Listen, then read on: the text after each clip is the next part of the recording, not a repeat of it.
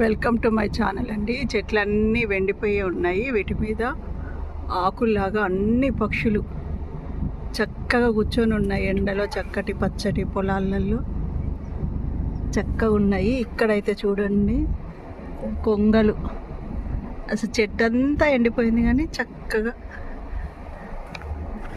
కొంగలు కూర్చొని ఉన్నాయి. అసలు దేవుడి సృష్టి ఇంత గొప్పది.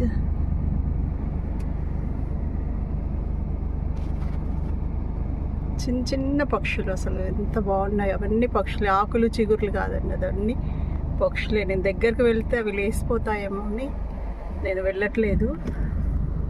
ఇక్కడ చూడండి అసలు ఎంత బాగున్నాయి.